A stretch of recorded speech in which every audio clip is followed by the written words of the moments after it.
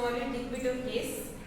Water liquid state में जो है फ्लो करता है रिवर्स में, स्ट्रीम्स में, लेक्स में, एंड सॉलिड फॉर्म जो एग्जिस्ट करता है mountain like ice and glacier and gases form present in the atmosphere. तीनों ही फॉर्म जो है आपने देखे। अब देखिए with the continuous effect of the evaporation condensation जो कि प्रोसेस होती है वाटर साइकिल की, है ना, and the preparation water cycle जिससे कि वाटर साइकिल चलती है। अर्थ से वाटर जाता है और वापस क्लाउड्स बनते हैं, फिर सन से रिफ्लेक्शन होता है, वापस बारिश के रूप में नीचे आता है। यदि हम फॉर्म्स ऑफ वाटर की बात करें तो 2 फॉर्म्स है, एक है फ्रेश और दूसरा है सलाइन वाटर। फ्रेश वाटर जो कि सॉल्ट फ्री होता है, जो 3% अवेलेबल है, जो ड्रिंकिंग पर्पस से हम यूज करते हैं, और 97% जो ओशन में प्रेजेंट है जो अनफिट ड्रिंकिंग है, जहाँ पर जो सॉल्टी वाटर होता है सॉल्ट उसमें इन्वॉल्व होता है। वाटर जो प्रेजेंट है अर्थ पर 2 टाइप्स का है जो हमने देखा, सलाइन वाटर जो है और फ्रेश वाटर जो है, ठीक है, जो दोनों ही एक ड्रिंकिंग पर्पस के लिए और एक एक्शंस में जो है प्रेजेंट होता है। According to the scientist there will be absolute water scarcity. 2025 तक जो है वाटर यदि हमने कंजर्व नहीं किया तो इसकी बहुत ही स्कैर्सिटी जो है वो हो जाएगी, यानी कमी हो जाएगी। इसके लिए जो है अलग अलग डैम्स बनाए जा रहे हैं, अलग अलग गवर्नमेंट अलग अलग प्लान लेकर आती है, डैम्स बनाए जा रहे हैं, बड़े टैंक में इसको स्टोर किया जा रहा है ना, इरिगेशन पर्पस से इसको स्टोर किया जा रहा है, नई नई टेक्निक्स जो इसको डेवलप की जा रही है, जिसमें जवाहरलाल नेहरू ने कहा है कि dams are the temple of the modern India. Dams जो एक मंदिर की तरह हो जाएंगे, है ना। और बाबा आमटे और मेघा पाटकर जो है नर्मदा बचाओ अभियान आंदोलन चलाया उन्होंने, जिससे कि क्या क्या सके पानी बचाया जा सके। अब बात करते हैं रेन वाटर हार्वेस्टिंग की। रेन वाटर हार्वेस्टिंग यानी जो बारिश का पानी होता है उसको कलेक्ट करना,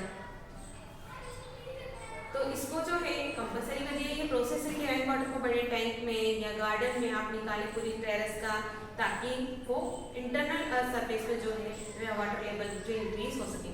तो राजस्थान में भी चला, तमिलनाडु, राजस्थान, यहाँ पर अलग अलग तरीके से जो है वाटर को क्या किया गया है, इरिगेशन के लिए यूज किया जाने के लिए हार्वेस्टिंग की गई।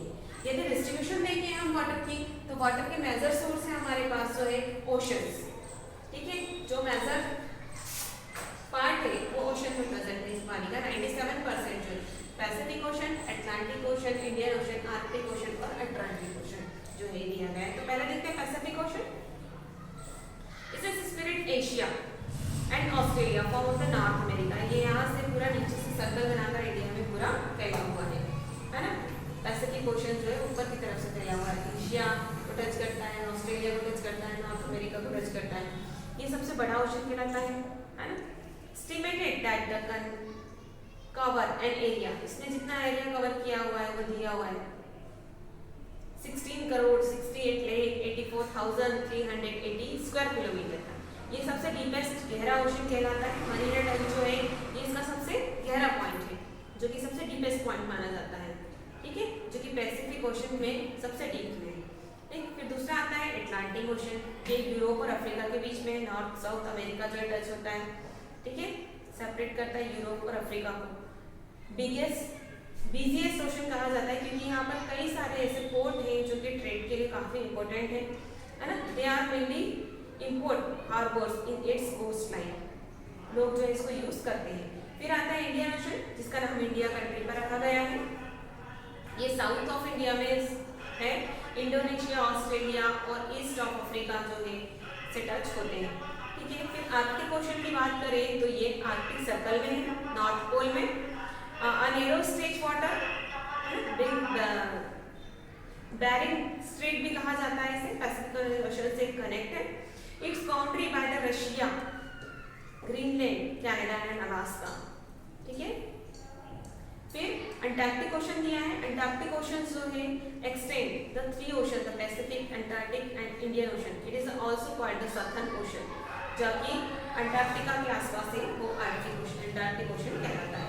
यदि हम वाटर के ओशंस की वाटर के मूवमेंट की बात करें तो यहाँ पर 3 पार्ट में डिवाइड किया गया है, वेव्स, टाइड्स और करंट, है ना। जो भी ओशनिक वाटर होता है उसमें 3 तरीके की जो है एक्टिविटीज होती है। तो सबसे पहले देखते हैं वेव्स, यानी लहरें जो होती है, ठीक है। Waves are produced by the pushing action of wind. Action of wind के कारण जो है पानी अप एंड डाउन होता है, उसी को वेव्स कहते हैं। सरफेस वाटर है राइजेस द क्रेस्ट एंड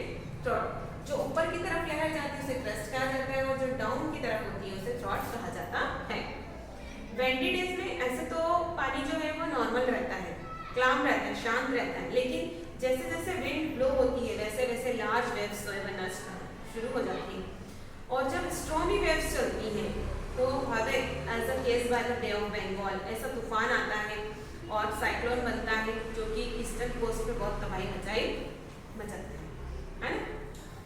यदि हम टाइड्स की बात करें तो एक पीरियडिक राइजिंग है फॉलिंग द सी लेवल, जो कि सी लेवल में होती है। ग्रेविटेशनल पुल है जो सन और मून के एक्शंस के कारण जो है अर्थ रोटेशन के कारण जो है होता है।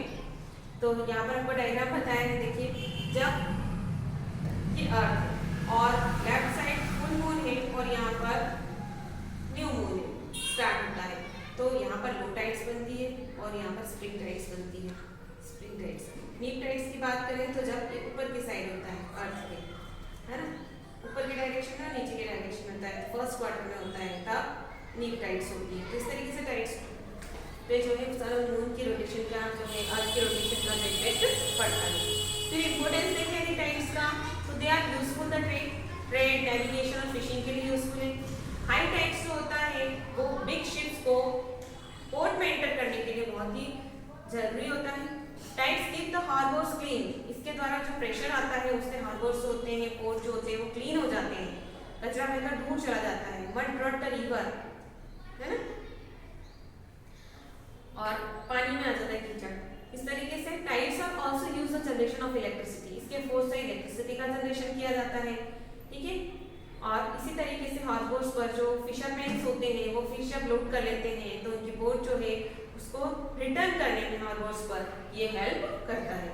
यदि हम ओशन करंट की बात करें, जो कि हमारा तीसरा टॉपिक है यहाँ पर, तो ओशन करंट, तो मूवमेंट ऑफ वाटर इस पर्टिकुलर डायरेक्शन, जब वाटर की मूवमेंट एक पर्टिकुलर डायरेक्शन में होती है तो ओशन करंट कहा जाता है ना। When they are produce the water ocean movement the one part another. Ocean current जो है डेवलप होता है डिफरेंट टेम्परेचर से, विंड से और एडजॉइनिंग कोस्ट के शेप से जो है ओशन करंट जो है डेवलप होता है। टू टाइप्स का ओशन करंट होता है, एक वार्म करंट होता है, दूसरा कोल्ड करंट होता है। अब इसका इफेक्ट देखते हैं। तो current are great importance of the climate region, climate region के लिए जरूरी है, इसी से मानसून आता है इंडिया में। कोल्ड करंट जो है वो मूव पैरेलल द कोस्ट, ये कोस्ट के आसपास होता है तो क्लाइमेट कोल्ड हो जाता है। और जो ये क्रिएट करता है हॉट होता है, हॉट करंट जो होता है वो डेजर्ट के रूप में कन्वर्ट करता है एरियाज को, जैसे साउथ अफ्रीका में एटाकामा डेजर्ट जो है वो इससे बना है।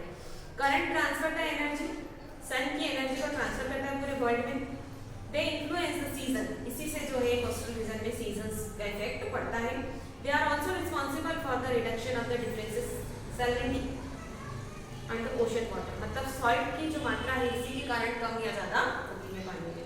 तो इस तरीके से हमने वाटर का पूरा यूजर्स देखे कि किस तरीके से कितना परसेंट वाटर, 3% वाटर हमारे ड्रिंकिंग पर्पज से है, 97% वाटर जो है ओशन में प्रेजेंट है, और जो ओशंस है उनके 3 मूवमेंट होते हैं, वेव्स, टाइड और करंट, ठीक है। तो यहाँ पर आपका चैप्टर कंप्लीट।